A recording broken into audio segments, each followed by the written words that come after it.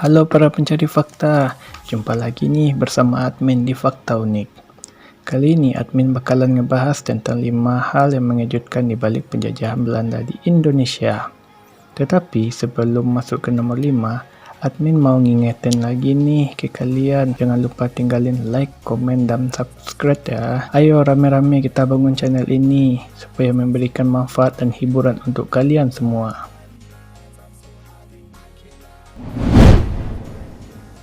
Dahulunya, Belanda merupakan wilayah yang menjadi bagian dari penjajahan Spanyol.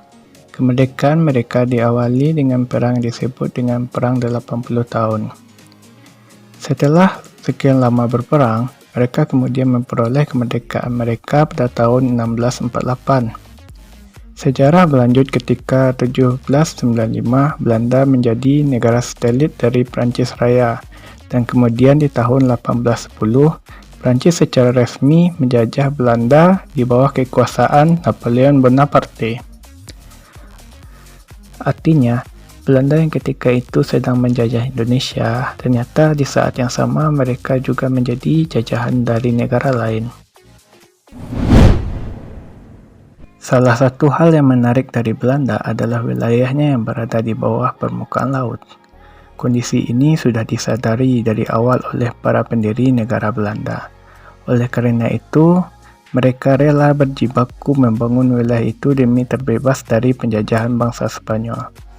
Meskipun Belanda tampak superior ketika menjajah Indonesia, ternyata di saat yang sama mereka harus berjibaku dengan berbagai banjir yang menimpa mereka.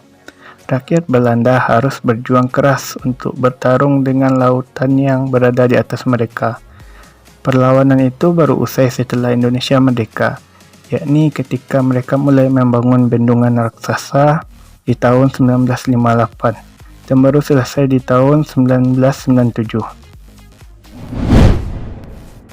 Jika dibandingkan dengan luas Jawa Timur, wilayah Belanda ini tidak lebih luas dibandingkan dengannya, karena luas Jawa Timur adalah 47.927 km persegi. Meskipun memiliki wilayah yang kecil, ternyata orang Belanda memiliki kelebihan untuk menguasai negara lain.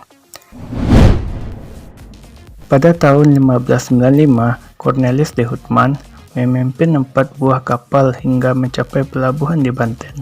Di negerinya sendiri, Belanda, Cornelis de Houtman dianggap seorang pahlawan karena membuka pintu gerbang masuknya orang-orang Belanda untuk menduduki Indonesia.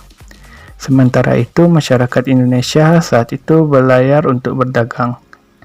Jadi terlihat berbeda sekali motivasi antara masyarakat Belanda dan Indonesia dalam bidang pelayaran di masa itu.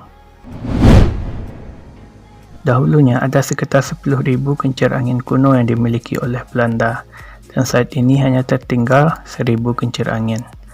Hal ini tampak berbeda dengan Indonesia sebagai penghasil rempah-rempah dunia saat itu. Di Indonesia belum ditemukan teknologi serupa untuk mengeringkan rempah-rempah yang hanya mengandalkan pemanasan sinar matahari. Sebagai negara penjajah, ternyata Belanda sudah selangkah lebih maju ya dari negara Indonesia.